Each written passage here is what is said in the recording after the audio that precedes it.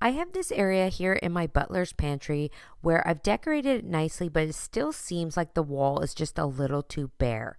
I didn't want to get out all my power tools and cut and measure, so I actually found that it would be better to use beadboard wallpaper.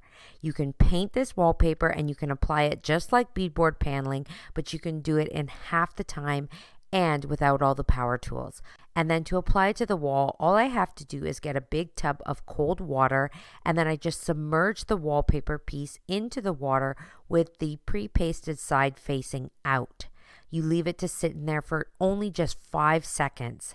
Bring it over to the wall and just put it in position. Then you just use a brayer tool or like a credit card or any kind of flat scraping tool to remove all the air bubbles and make sure it's pushed right up against the wall. I cut my next piece to fit based on the measurements of the first piece, and then just repeated the process with the water, applying it on the wall, and then using the brayer and my spatula to smooth out any air bubbles. Once I had let it set and dry on the wall, I decided I wanted to paint it. I'm just using a white paint here, the same color as my trim work in this room. I had a scrap piece of trim left over from a previous project, and then I used an air nailer just to tack it into place just above my wallpaper. Once that was done, I could go ahead and replace my outlet cover, and this wall was finished.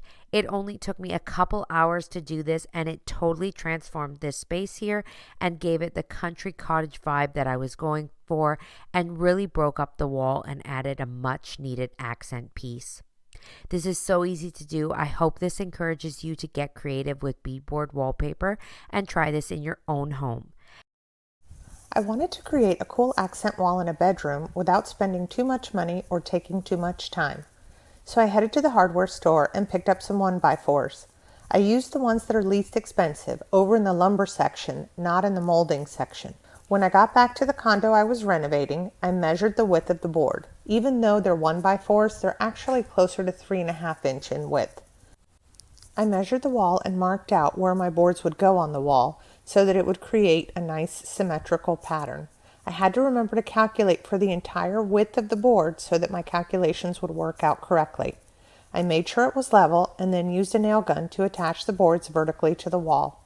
I secured all of my vertical boards in place along the wall. Now I could measure down for the horizontal boards. Remember again when measuring to account for the width of the board. Then I cut the horizontal boards and attached them. The next time I take on this project, I'll cut my boards a bit longer and make sure they fit very snugly in place. This will help later on. You can see in some of these connections I have a little bit of a gap, which is a little bit larger than I would have liked going forward. When it came to the outlet, I cut the board around the outlet area and left plenty of space around it so that I wouldn't have any problem plugging things in the future. Once all the boards are in place, I needed to close up the gaps in my wood pieces so that it looks like one beautiful continuous built-in. First, I caulked the inside edges of my newly formed accent wall boxes. This keeps the wall from having any gaps showing between the wood and the wall. I also had to work on making the horizontal pieces look like they fit seamlessly with the vertical ones. To do this, I used caulking and filled in the spaces. Once this dried, I sanded down the joints. Once everything was sanded down, I was able to start the fun part. I picked out a blue color that I thought would look soothing in the room. I actually mixed 2 leftover paint colors that I had left over from another project, so I didn't spend any money in paint.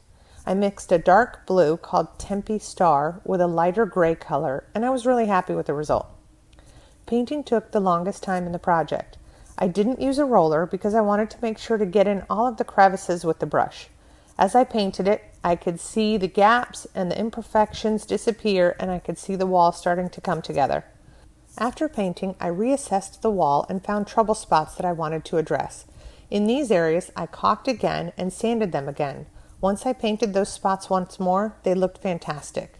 We finished the new flooring, added the baseboards, and moved furniture into the room. I set up the curtains, and the room was now ready. Here's how it turned out. The entire project took me 1 weekend to do, and it only cost me $30. That was the cost of the wood, since I didn't have to pay for the paint, since it's something that I reused from a previous project. I hope this inspired you to create a cool accent wall in your room. Thanks for watching Home Talk, and see you next time. This is going to make you want to run to your recycling. I printed a deer design from my computer and traced it on a clear Ziploc bag with a black Sharpie. It would have been helpful to tape the design so it didn't move. Then I cut the Ziploc bag so it was one layer. I cut a square hole in the cardboard box using a utility knife. The hole was slightly bigger than the size of the design. Next, I taped the Ziploc bag design over the hole to make a DIY projector. I was careful not to cover the design with the tape. Then I placed the box in front of the wall I wanted to paint on. I turned my cell phone light on. I put it inside of the box at the opposite end as the design, and I closed the lid. I have tried other flashlights in the past, but I found a cell phone light seems to work the best. The darker the room, the better, so I put covers over the windows, turned the lights off, and this is how I projected my design onto the wall. I traced the design on the wall using a pencil. Once I was done, I turned the lights back on and was ready to paint. For the paint, I used wrought iron by Benjamin Moore. I steadied my hand along the wall to help with the straight lines. Because I rested my hand along the wall, I was careful to work from top down and left to right so I didn't smudge the wet paint. There were times where I had to let one section dry and then go back and paint the remaining lines after, but the paint did dry quickly. In total, it took me 5 hours to paint this design. When it was completely dry, I removed the remaining pencil marks with an eraser and damp rag. And here's my stunning wall feature for only the cost of paint. It really gave this book nook a wow factor and has made 2 boys very happy.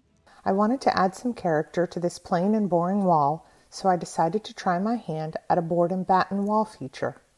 I couldn't believe how quick and easy it was. The first thing I did was to measure my wall and cut a 1x4 board to size. I cut the horizontal board first and set that in place, using a level to make sure that it was level. That way I could measure and cut the vertical boards to the exact length that I needed them to be. If I had cut my vertical boards first and then added the horizontal piece on top afterward, then I might have more gaps between my wood to wood sections, since they likely wouldn't line up exactly 100%. When adding the vertical boards, I started with the 2 end pieces, so that way I had essentially created a frame on my wall. From there, I needed to determine where I was going to place the other vertical pieces. I measured the wall so that I could space the boards out evenly. Once I had all the wood secured to the wall using the nail gun, I could see it starting to come together. The next step was to cover the gaps between the wood and the wall. Using some caulking and running it along all the spaces between the wood and wall gets rid of these and covers up the gaps and gives a great professional looking finish. The next step is to start painting. I've seen some beautiful board and batten walls of all different colors, but for this room I wanted to stick with white because it's a pretty dark room with no overhead lights. I just needed to incorporate all the lightness that I could into here. I gave the wall 3 coats of white paint, and then I was able to add in my room decorations. This was an extremely easy project that can have a really big impact on a space, so I hope you'll give it a try. I hope this inspired you to feel confident and make a change on a wall in your home. Thanks for watching Home Talk, and see you next time.